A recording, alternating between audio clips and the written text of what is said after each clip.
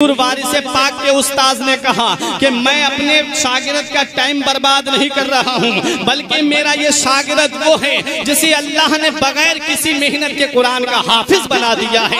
ये मेरा शागिर्द वो है जो बगैर मेहनत के कुरान का हाफिज है।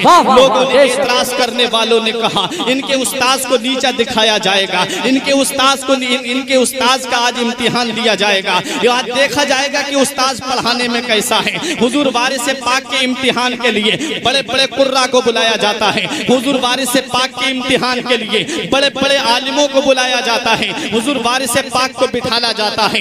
उस्ताद भी बैठे हुए हैं, बड़े बड़े कारी बैठे हुए हैं, बड़े बड़े उलमा बैठे हुए हैं। हुजूर वारिस पाक से एक कारी ने कहा बेटा जरा हमें कुरान तो सुनाओ। तुम्हारे उस्ताद ने इतना बड़ा दावा किया है कि मेरा शागिर्द वो है जो कुरान को 7 लहजों में पढ़ता है। किरात सबा का पूरा कोर्स मेरे शागिर्द को आता है, बेटा जरा सुनाओ तो सही। हुजूर वारिस पाक ने जब मिस्री लहजे में कुरान की तिलावत करना शुरू की, ऐसा लग रहा था हवाएं रुक कर के तिलावत सुन रही हो, परिंदे रुक कर के तिलावत सुन रहे हो, दरिया का पानी रुक कर के तिलावत सुन रहा हो। वो वारिस पाक रजी अल्लाह तआला अन्हु की शान है, और शान भी क्यों ना हो, क्योंकि कुरान की वो शान है कि जहाँ कुरान पढ़ा जाता है वहाँ जमीनी मखलूक तो सुनती ही है, आसमान से फरिश्ते भी कुरान की तिलावत सुनते हैं।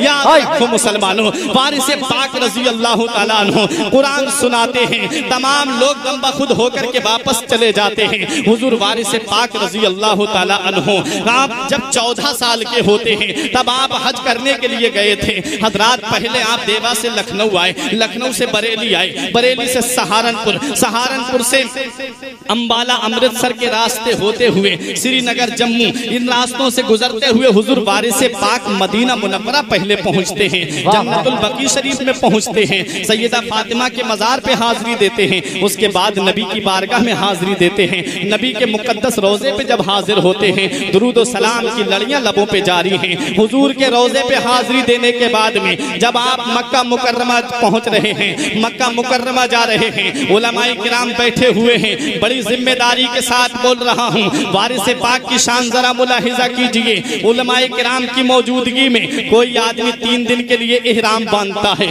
कोई हाजी 4 दिन के लिए इहराम बांधता है। हजरात गिरामी कुरान में है अल हज्जु अशहुरुम मालूमात, हज के वो चंद दिन हैं जिन दिनों में हाजी इहराम बांधता है, लेकिन इहराम की हालत में बहुत एहतियात बरतनी पड़ती है हाजी को। हाजी के बारे में ये आया है हज की 3 किस्में हैं, एक है हज्जे अफराद, एक है हज्जे तमत्तु, एक है हज्जे किरान। हाजी घर से सिर्फ हज की नियत करके चले तो उसे हज्जे अफराद कहते हैं। हाजी घर से सिर्फ उम्रे की नियत करके चले उसे हज्जे तमत्तु कहते हैं। हाजी घर से हज और उम्रा दोनों की नियत करके चले उसे हज्जे किरान कहते हैं। और यही अफजल है, यही मुस्तहब है कि घर से हज और उम्रा दोनों की नियत करके चले। लेकिन जब हाजी इहराम बांधता है, जब हाजी इहराम को अपने जिस्म पे लपेटता है, याद रखो मुसलमानों, इहराम की हालत जो होती है वो बहुत ज्यादा एहतियात की हालत होती है। ना तो सर का बाल टूटना चाहिए, ना तो दाढ़ी का बाल टूटना चाहिए, ना तो किसी को हाथ से तकलीफ देना चाहिए। अगर जूं को मार दिया तब भी उसे कुर्बानी देना पड़ेगी, सर का बाल टूट गया तब भी कुर्बानी देना पड़ेगी। मौलाना अकील साहिब किबला बैठे हुए हैं, बड़ी जिम्मेदारी के साथ बोल रहा हूँ, अगर किसी को हाथ से तकलीफ दे दी तब भी उसके ऊपर जुर्माना है, किसी को पैर से तकलीफ दे दी तब भी उसके ऊपर जुर्माना है। इहराम की जो हालत होती है वो बहुत सख्त हालत होती है प्यारे। लेकिन याद रखो मुसलमानों, कोई हिंदुस्तान का हाजी भी हज करने के लिए जाता है, पाकिस्तान का हाजी भी हज करने के लिए जाता है, जर्मन और जापान से भी हज करने के लिए लोग जाते हैं, मॉरिशस से भी लोग हज करने के लिए जाते हैं, पाकिस्तान से भी लोग हज करने के लिए जाते हैं, पूरी दुनिया के कोने कोने से हाजी जाता है। इहराम की जब हालत आती है बहुत एहतियात से कदम रखता है, इहराम की हालत में जब आता है तो बहुत एहतियात से फिर वो चलता है। याद रखो मुसलमानों, हाजी जब इहराम की हालत में होता है तो या तो 3 दिन इहराम की हालत में होता है या तो 4 दिन इहराम की हालत में होता है। हुजूर वारिस पाक ने जब इहराम को पहना, हुजूर वारिस पाक ने जब इहराम को बांधा तो जब से 14 साल की उम्र से हुजूर वारिस पाक ने इहराम को बांधा था, आखिरी वक्त तक अपने जिस्म से इहराम को नहीं, आखिरी वक्त तक इहराम को जिस्म से उतरने नहीं दिया था। एतराज करने वालों ने एतराज किया था। वाह वाह बेशक तवाफ कर रहे हैं तब भी इहराम की हालत में हैं, सफा मरवा की दौड़ लगा रहे हैं तब भी इहराम की हालत में हैं, मीना में कुर्बानी कर रहे हैं तब भी इहराम की हालत में हैं, रमी जिमार कर रहे हैं, शैतान को कंकरी मार रहे हैं तब भी इहराम की हालत में हैं, हुजूर वारिस पाक रजी अल्लाह ताला अन्हो मुज़दलिफा में है तब भी इहराम की हालत में है, मैदान अराफात में है तब भी इहराम की हालत में है, मताफ में है तब भी इहराम की हालत में है, चाहे जमजम पे है तब भी इहराम की हालत में है, मस्जिद हराम में है तब भी इहराम की हालत में है। इहराम की हालत में हुजूर वारिस से पाक हैं और उसी हालत में आप अपने वतन वापस आते हैं। एतराज करने वालों ने एतराज किया था, सवाल करने वालों ने सवाल किया था, एतराज करने वाले उस जमाने में भी थे, मोतरिज उस जमाने में भी थे और लोगों ने आकर के ये एतराज किया था कि हुजूर इहराम की हालत जो है वो तो मक्के में है, आप यहाँ भी इहराम को बांधे रहते हैं, यहाँ पर इहराम बांधने की वजह क्या है? इहराम तो यहाँ पर बांधना कोई जरूरी नहीं है।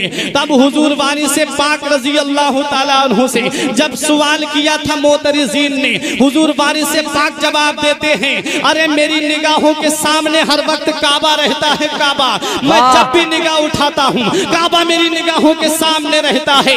एक हुजूर का शहजादा ये है जिसकी निगाहों के सामने काबा रहता है और एक लाडला वो है जिसके दीदार को खुद काबा चला आता है। बरेली के इमाम ने यही पैगाम दिया था कि सारे अक्ताबे जहां करते हैं काबे का तवाफ, सारे अक्ताबे जहां करते हैं काबे का तवाफ, काबा करता है तवाफे दरे बाला। वाह वाह वाला तेरा वाला तेरा। ये है हुजूर वारिस पाक रजी अल्लाह ताला अन्हु की शख्सियत। लोगों ने कहा पीला लिबास पहनते हैं, लोगों ने कहा पीला इहराम पूरा, लोगों ने कहा पीला इहराम बांधते हैं। लोगों ने एतराज किया कि जो पीला होता है रंग वो तो मर्ज पे दलालत करता है, जो पीला कलर होता है वो तो मर्ज पे दलालत करता है। आंख पीली हो जाए लोग कहते हैं इसे बीमारी है, पीलिया है, इसका इलाज कराओ। अगर जिस्म पीला पड़ जाए लोग कहते हैं खून की कमी हो गई जिस्म में, इसका इलाज कराओ। हजरात गिरामी लोग एतराज करते हैं, पीले कलर पे एतराज किया। हुजूर वारिस पाक से लोगों ने कहा आप पीला क्यों पहनते हैं इहराम, कोई और कलर क्यों नहीं? पीला तो मर्ज पे दलालत करता है, मरीज होने पे दलालत करता है। तब हुजूर वारिस पाक फरमाते हैं हाँ ये हकीकत है कि पीला मरीज होने पे दलालत करता है, लेकिन मरीज दो तरह के होते हैं। एक तो वो होता है जो किसी दुनियादार की मोहब्बत में मरीज होता है और एक वो होता है जो मदीने वाले मुस्तफा की मोहब्बत में मरीज होता है। वारिस ने किसी दुनियादार की मोहब्बत का चिराग अपने सीने में रोशन नहीं किया है, वारिस ने किसी दुनियादार की मोहब्बत का चिराग अपने सीने में नहीं जलाया है।